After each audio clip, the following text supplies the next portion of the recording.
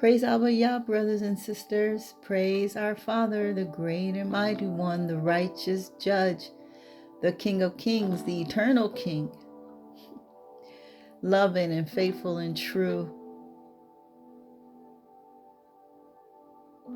All praises be to him.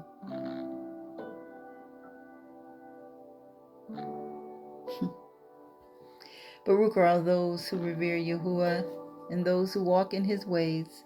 Tahalim 128, verse 1.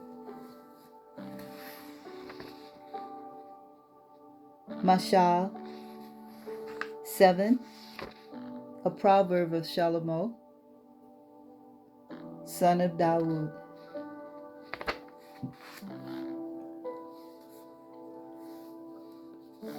My son, guard my words and treasure up my commands with you. Guard my commands and live, and my Torah as the measure of your eye. Bind them on your fingers, write them on the tablet of your heart. Say to wisdom, you are my sister, and call understanding a close friend. To guard you against the strange Asha, against the foreigner who flatters with her words.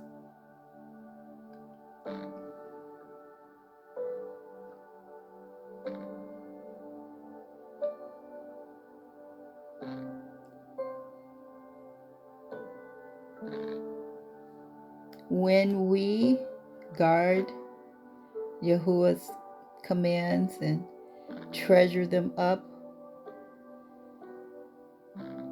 as a treasure of our eye and bind them with our fingers, that means things we do and everything we do will be considering his commands.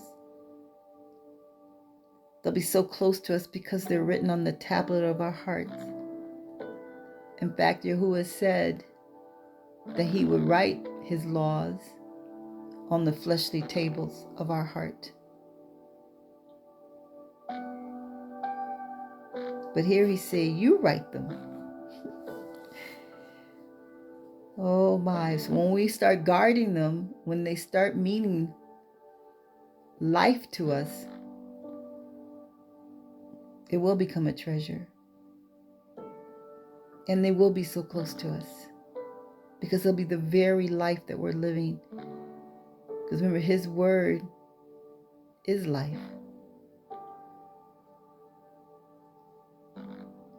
And when we look to wisdom as our sister, it kind of reminds me of Yohanan when he says that if we abide in him and his word abides in us,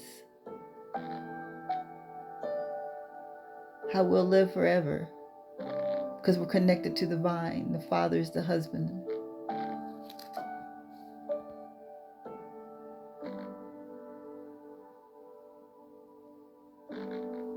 It will help us to guard against the strange Asha, against the foreigner who flatters and flirts with her words.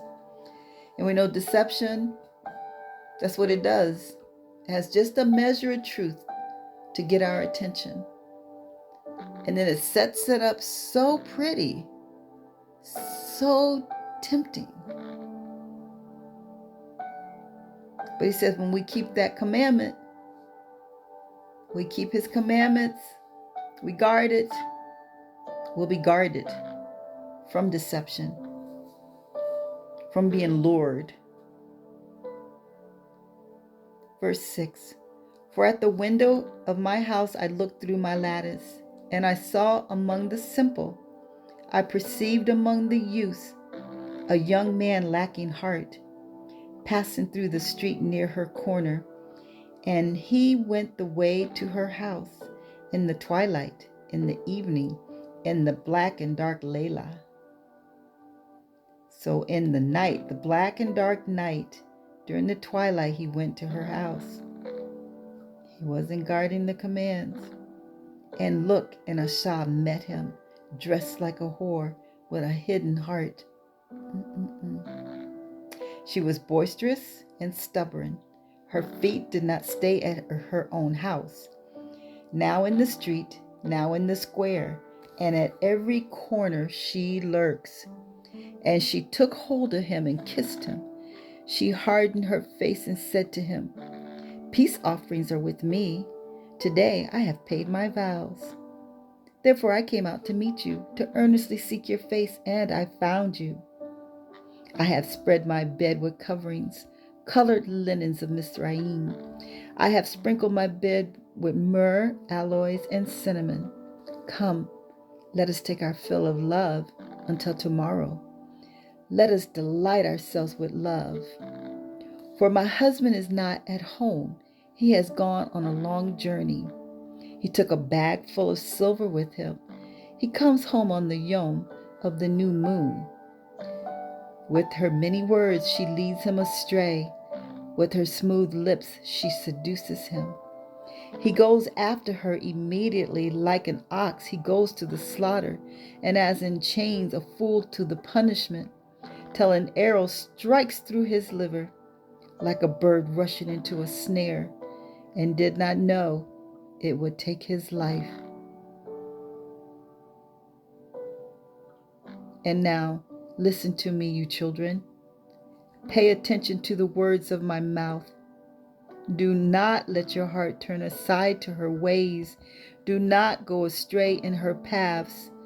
For many are wounded she has caused to fall, and numerous all her slain ones. Her house is the way to the grave, going down to the rooms of death. Now, I'm going to read that again, starting with verse 6. And I want you to think about, not so much about a woman luring a man, but thinking about temptation and deception and how it comes upon us. There were so many clues to this young man that had he been listening, if he had not been led astray by the words she was saying and probably the perfume she had on and the stares that she was making and all, he would have heard all the clues of her deception. He would have known if he had been guarding the commands of the Father. So I'm going to read it again. For at the window of my house I looked through my lattice, and I saw among the simple. First clue. If we are telling wisdom she's our sister, we're not going to be simple. I perceived among the youths a young man lacking heart. His heart was not, the table of his heart was not full of the commands, the wisdom of Yah. It wasn't written on his heart. He was lacking heart. Passing through the street near her corner. Listen, when we know, we just got to know, okay? He went by her corner and he went the way to her house. You know, oftentimes we do things knowing we shouldn't, and we think we're strong enough to not fall, but we're just going to go by and look. I'm not going to go in. I'm not going to do this. He went by her house in the twilight, in the evening, in the black and dark layla, in the darkest of night. Why did he do that? That tells us right there he knew, he had an inkling, he knew that he shouldn't do it, yet something tempted him. And look, and Asha met him, dressed like a whore with a hidden heart. Her agenda was not pure. She knew what she was out there for. She was boisterous and stubborn. Her feet did not stay at her own house. Now in the street, now in the square, and at every corner she lurks. And she took hold of him and kissed him. She hardened her face and said to him, "Peace offerings are with me. Today I paid my vows. Therefore I came out to meet you, to earnestly seek your face, and I found you. So it sounds like there's been a meeting before and he was able to get away. He wasn't like Yoshef, who knew to resist that woman and eventually fled. And he told her, I cannot do this against my Alua. He didn't say against your husband. He said against my Alua. He would not sleep with that woman. So she says, therefore I came out to meet you, to earnestly seek your face, and I found you.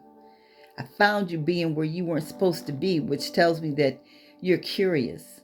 You're up for this.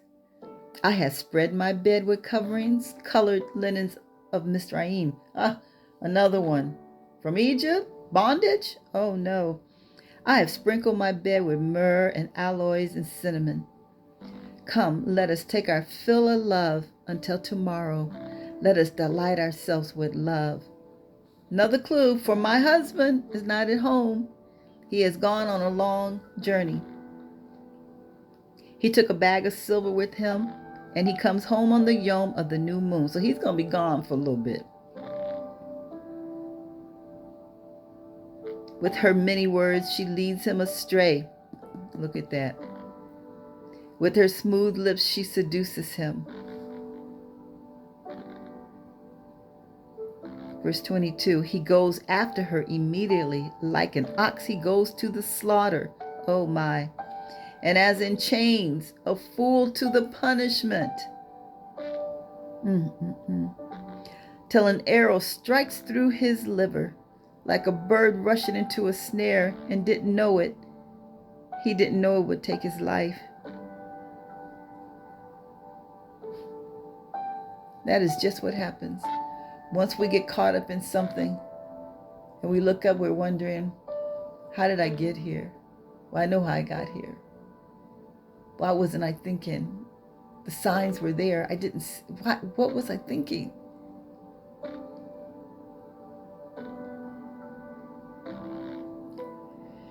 And now listen to me, you children. Pay attention to the words of my mouth.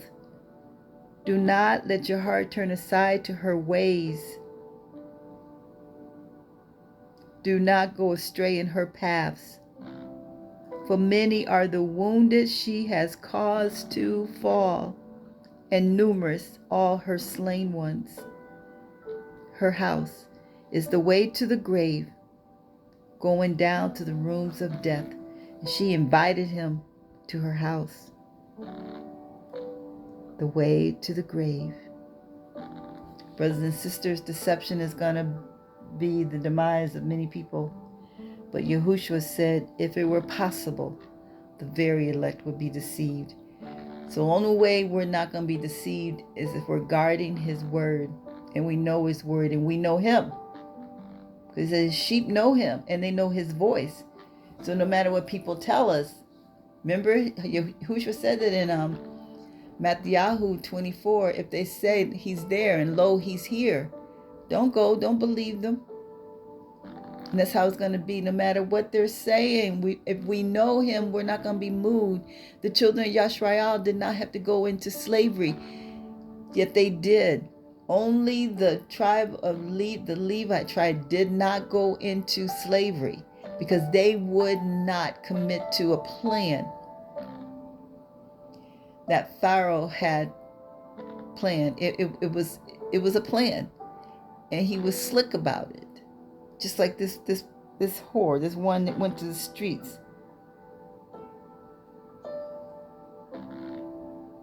This deceiver with a hidden heart. He tempted the children of Israel with payment. He said, if you'll come help us build our walls and everything, because we have cities they're not fortified, and if we ever go to war again, the enemies can come in, and we really need you to help us out, and we'll pay you every day. At the same time, he had already told his people, he said, work with them side by side to trick them into thinking that y'all are one.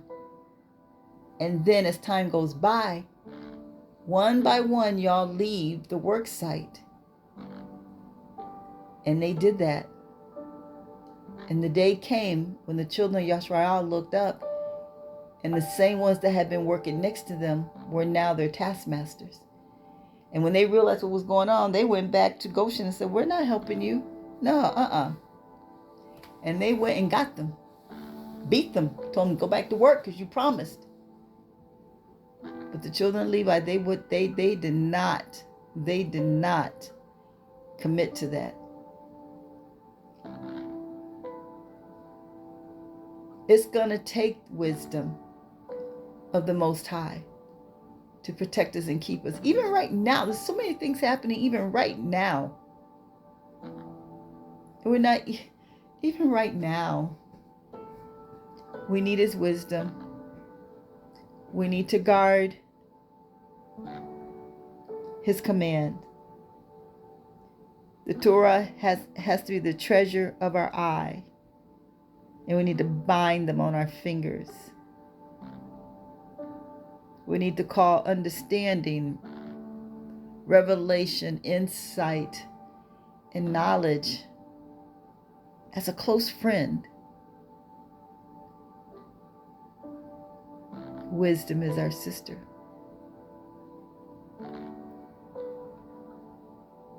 Mashal 7, Proverbs 7. Let's guard against that one that comes in different ways to deceive us.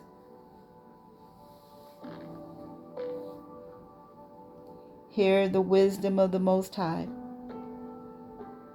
My son, guard my words and treasure up my commands with you. Guard my commands and live. And my Torah as the treasure of your eye. Bind them on your fingers. Write them on the tablet of your heart.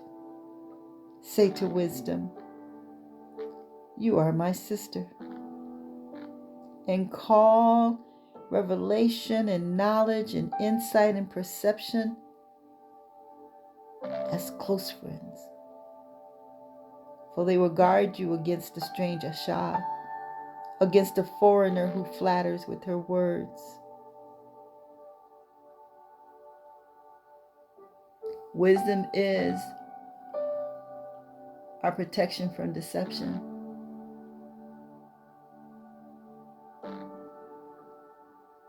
Wisdom will keep us from being defeated by deception. He said if it was possible. So deception is going to be pretty keen. They're sharpening it up now. They've been doing it for centuries, working against us for centuries, planning for that big day. Father, help us, please. Help us. Help us.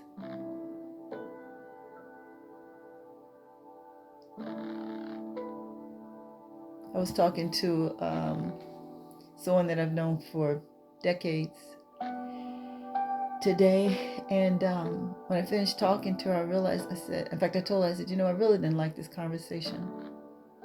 I didn't like it at all. And after I left, I thought, you know what?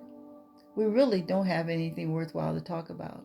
In fact, the only time she really calls me is about certain things, which turns out is not uplifting. And I've got to know that. And when I hear from her, just be still and be slow to speak.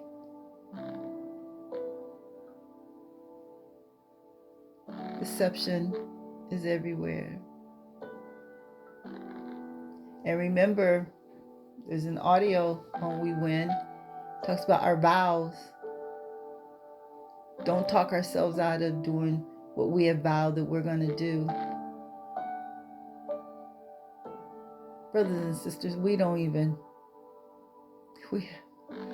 have no idea.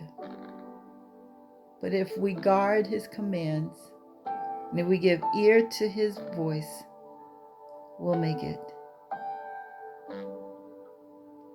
Until next time, brothers and sisters, this was Mashal,